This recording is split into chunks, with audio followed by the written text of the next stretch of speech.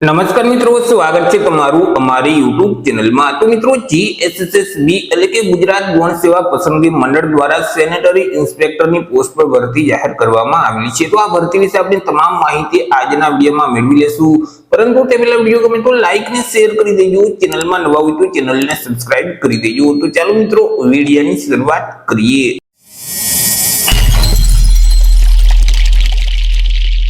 તો મિત્રો, આજે ભરતીનું નોટિફિકેશન છે તે જીએસએસબી એટલે કે ગુજરાત ગૌણ સેવા પસંદગી મંડળ ગાંધીનગર દ્વારા બહાર પાડવામાં આવેલું છે। જીએસએસબી દ્વારા જે આરોગ્ય અને પરિવાર કલ્યાણ વિભાગ અંતર્ગત જે સેનેટરી ઇન્સ્પેક્ટર વર્ગ 3 ની જે જગ્યાઓ ખાલી છે, તો આ જગ્યાઓ સીધી ભરતીથી ભરવા માટે લાયકાત ધરાવતા ઉમેદવાર પાસેથી અરજી ફોર્મ મંગાવવામાં આવેલા છે।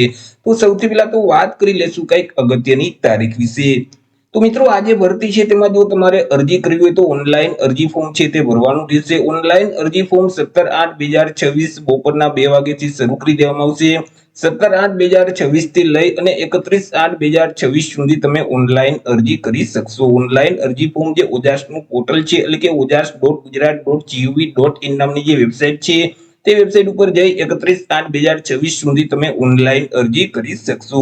જો તમારે ઘર બેઠા જ ઓનલાઈન અરજી ફોર્મ ભરવું હોય તો અમારા જે WhatsApp નંબર છે 6352228352, આ નંબર પર તમે WhatsApp પર મેસેજ કરશો કે અમારે સેનેટરી ઇન્સ્પેક્ટરમાં અરજી કરવી છે, તો તમને નજીવી ફી સાથે ઘર બેઠા જ ઓનલાઈન અરજી ફોર્મ ભરી દેવામાં આવશે। મિત્રો, અહીં ઓનલાઈન અરજી કરતી વખતે તમારે ફોટો અને સિગ્નેચર છે તે અપલોડ કરવાના રહેશે, કે જેમાં ફોટાનું માપ છે તે 5 સેન્ટીમીટરની ઊંચાઈ અને 3.6 સેન્ટીમીટરની પહોળાઈ હોવી જોઈએ, જ્યારે સિગ્નેચરનું જે માપ છે તે 2.5 સેન્ટીમીટરની ઊંચાઈ અને 7.5 સેન્ટીમીટરની પહોળાઈ હોવી જોઈએ।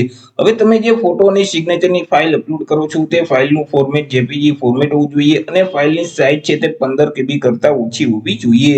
કેવો ફોટોગ્રાફ અપલોડ કરવાનો રહેશે, તો કે તાજેતરનો પાસપોર્ટ સાઇઝનો ફોટોગ્રાફ તમારે અપલોડ કરવાનો રહેશે, કે જેનું બેકગ્રાઉન્ડ છે તે વ્હાઇટ કલરનું હોવું જોઈએ। જો વ્હાઇટ સિવાય અન્ય કલરનું બેકગ્રાઉન્ડ હશે અને તમે તે ફોટોગ્રાફ અપલોડ કરશો તો તે ફોટો છે તે માન્ય ગણાતો નથી।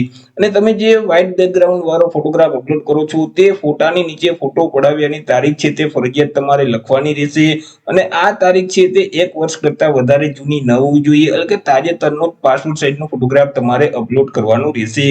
હવે તમે જે ફોટો અપલોડ કરો છો તેની 4 થી 5 કોપી કાઢી તમારી પાસે રાખવાની રહેશે। ભરતી પ્રક્રિયા દરમિયાન મંડળ દ્વારા જ્યારે તમારી પાસે ફોટોગ્રાફ માંગવામાં આવે તો ત્યારે તમારે એ જ ફોટો આપવાનો રહેશે કે જે ફોર્મ ભરતી વખતે અપલોડ કરેલ છે।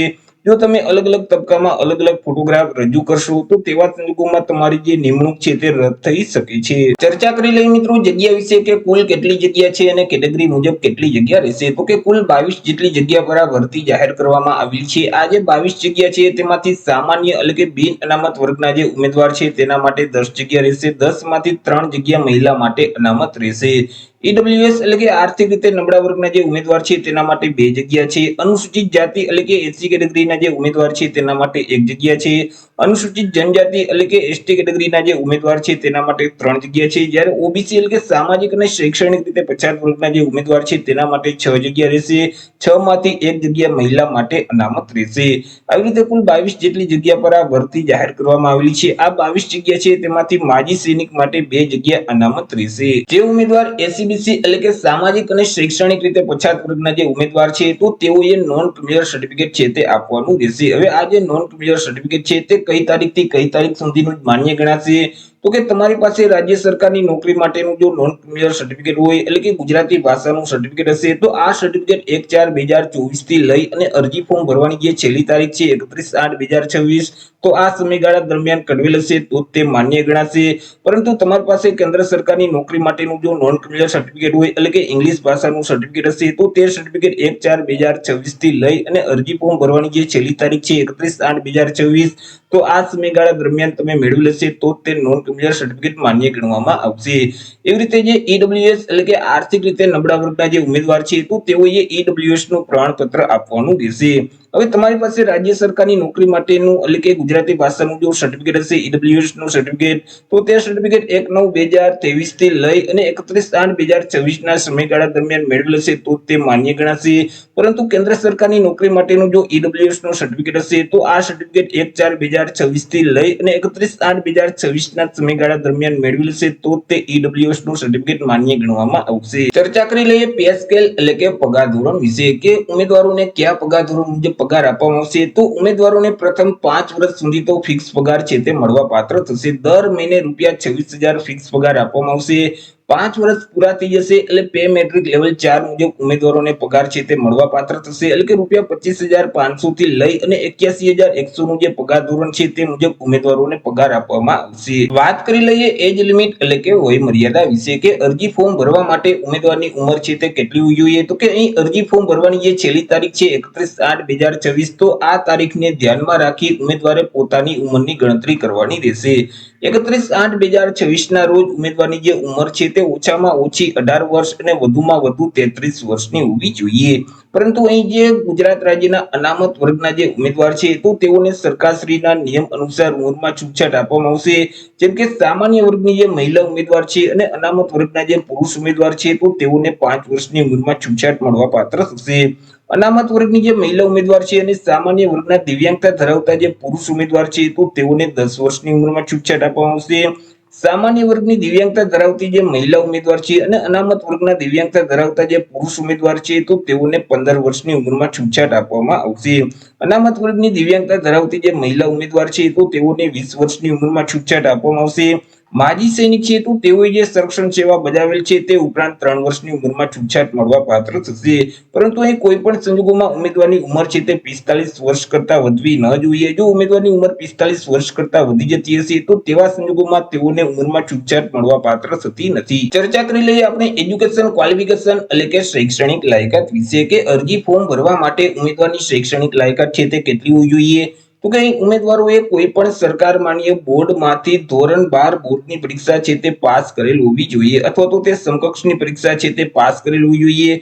સાથે સાથે ઓછામાં ઓછો 1 વર્ષનો હેલ્થ સેનેટરી ઇન્સ્પેક્ટરનો ડિપ્લોમાનો કોર્સ છે તે પાસ કરેલ હોવો જોઈએ અથવા તો ઓછામાં ઓછો 1 વર્ષનો આઈટીઆઈ માંથી હેલ્થ સેનેટરી ઇન્સ્પેક્ટરનો કોર્સ છે તે પાસ કરેલ હોવો જોઈએ. જે ઉમેદવારોએ ધોરણ 12 અથવા તો તે સમકક્ષની પરીક્ષા પાસ કર્યા પછી હેલ્થ સેનેટરી ઇન્સ્પેક્ટરનો કોર્સ પાસ કરેલ હશે તો તે ઉમેદવાર આ ભરતીમાં અરજી કરી શકશે. ઉમેદવાર પાસે બેઝિક કોમ્પ્યુટરનું નોલેજ હોવું જોઈએ. ઉમેદવાર છે તે ગુજરાતી અથવા તો હિન્દી અથવા તો બંને ભાષાના જાણકાર હોવા જોઈએ. ચર્ચા કરી લઈએ પરીક્ષા ફી એટલે કે એક્ઝામ ફી વિશે કે કયા ઉમેદવારોએ કેટલી પરીક્ષા ફી ભરવાની રહેશે. તો એ તમામ વર્ગના ઉમેદવારોએ પરીક્ષા ફી ભરવાની છે કે જેમાં બિન અનામત વર્ગના જે પુરુષ ઉમેદવાર છે તો તેઓએ પરીક્ષા ફી તરીકે ₹500 ભરવાના રહેશે. તે સિવાય અનામત વર્ગના જે તમામ ઉમેદવાર છે જેમ કે તમામ વર્ગની મહિલા ઉમેદવાર છે, સામાજિક અને શૈક્ષણિક રીતે પછાત વર્ગના જે ઉમેદવાર છે, અનુસૂચિત જાતિ અનુસૂચિત જનજાતિના ઉમેદવાર છે, આર્થિક રીતે નબળા વર્ગના ઉમેદવાર છે, દિવ્યાંગ અને માજી સૈનિક છે તો આ તમામ અનામત વર્ગના જે ઉમેદવાર છે તેઓએ પરીક્ષા ફી તરીકે ₹400 ભરવાના રહેશે. પરંતુ ઉમેદવાર પરીક્ષામાં હાજર રહેશે, પરીક્ષા આપશે તો તેવા સંજોગોમાં જે ફી ભરેલ છે તે ફી તેઓને પરત કરી દેવામાં આવશે. પરીક્ષા ફી છે તે તમારે ઓનલાઈન જ ભરવાની રહેશે. તમે net banking, credit card, debit card કે યુપીઆઈ ના માધ્યમથી 3/9/2024 સુધી ઓનલાઈન પરીક્ષા ફી ભરી શકશો. ચર્ચા કરી લઈએ સિલેક્શન પ્રોસેસ વિશે કે ઉમેદવારનું સિલેક્શન કેવી રીતે કરવામાં આવશે. તો ઉમેદવારનું જે સિલેક્શન છે તે એક સ્પર્ધાત્મક પરીક્ષાના માધ્યમથી કરવામાં આવશે. આ જે પરીક્ષા છે તે હેતુલક્ષી પ્રકારની રહેશે એટલે કે તેમાં એમસીક્યુ પ્રકારના પ્રશ્ન પૂછવામાં આવશે.